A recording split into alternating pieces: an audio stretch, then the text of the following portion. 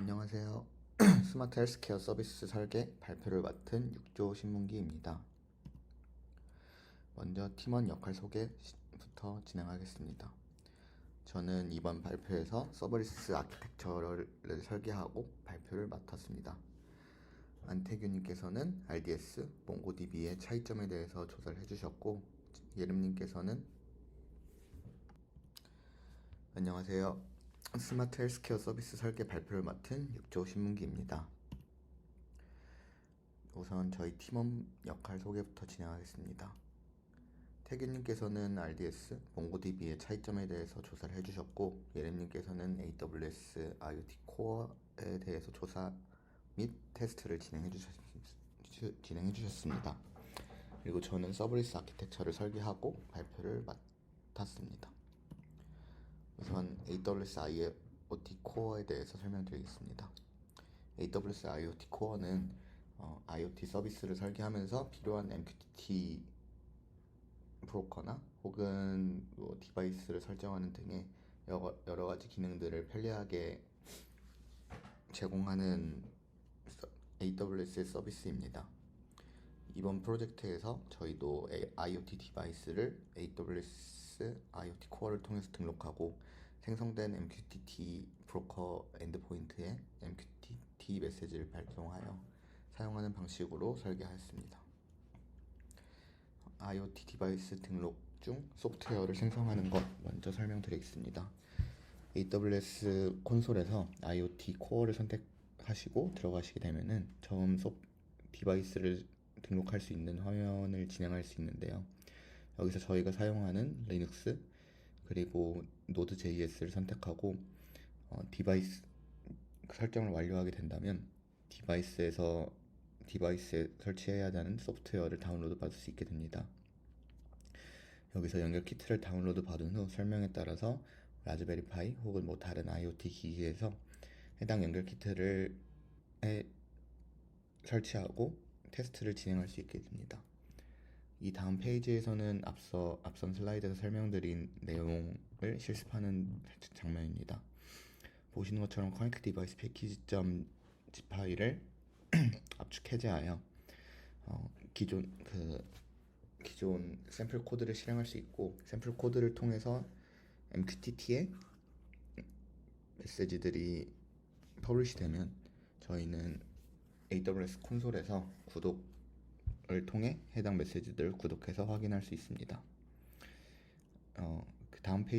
이 다음 페이지에서는 실제 샘플 코드가 아니라 저희 라즈베리파이에 있는 기기와 그 초음파 센서를 통해서 저희가 원하는 데이터를 어떤 식으로 구독할 수 있는지 확인을 해봤는데요. 이 경우에도 똑같이 디바이스 데이터 엔드포인트 값을 저희가 사용을 하고 이 값에 저희가 원하는 데이터를 퍼블리시하게 된다면 이전 페이지와 마찬가지로 똑같이 구독을 할 수 있게 됩니다. 다음은 RDB, NoSQL의 차이점에 대해서 설명드리겠습니다.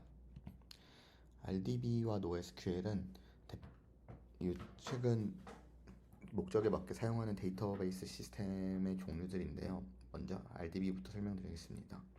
RDB는 Relational Database의 약자로 우리말로 하면 관계형 데이터베이스를 의미합니다. 전통적으로 사용하는 데이터베이스이며 중복으로 첨부되는 데이터들을 각각의 테이블로 관리하기 때문에 데이터를 조금 더 불필요한 데이터 없이 필요한 데이터만 정확성 있게 관리할 수 있고, 만약 특정 데이터가 변경이 필요할 때 나머지 값에도 영향을 함께 미칠 수 있는 장점이 있습니다.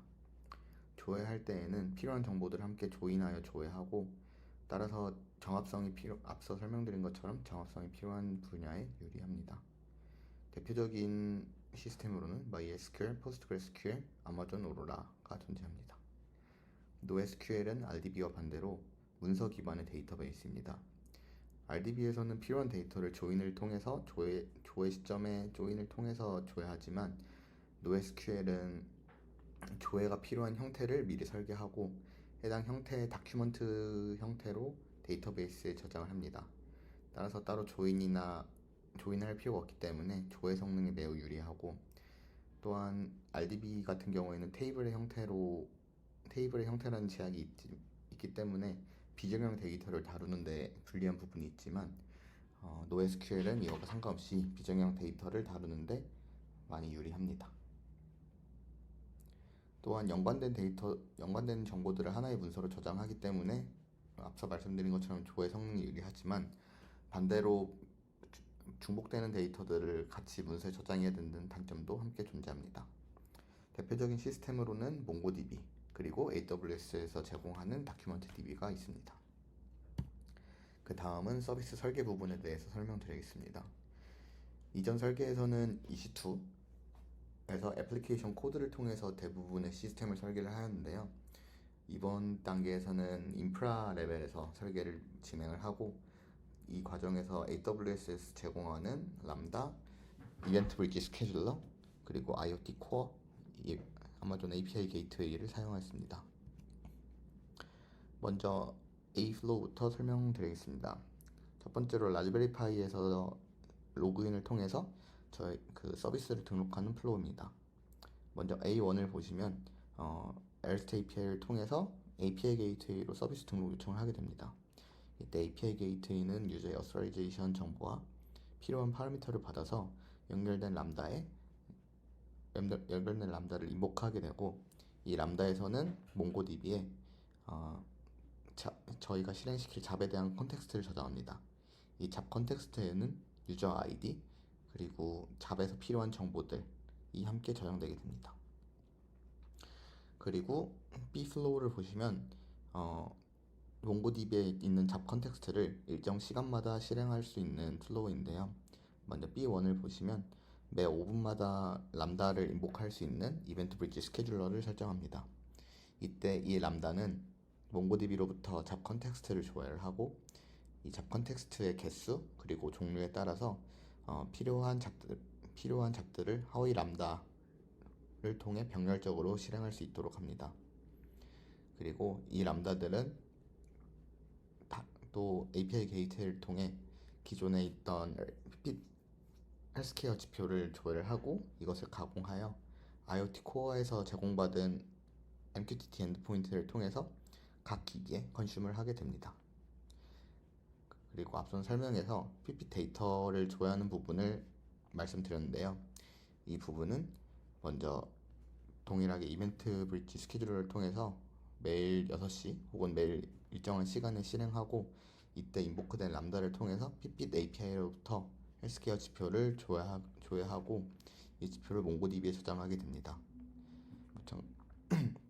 그리고 만약 저희 쪽 시스템에서 해당 데이터가 필요한 경우에 API 게이트웨이를 통해서 지표를 조회할 수 있도록 하고, 이때 연결된 람다에서 몽고DB에 있는 데이터를 조회해서 반환하기 때문에 핏빗 API의 가용성이나 혹은 레이트 리밋에 대한 한계를 뛰어넘을 수 있게 됩니다.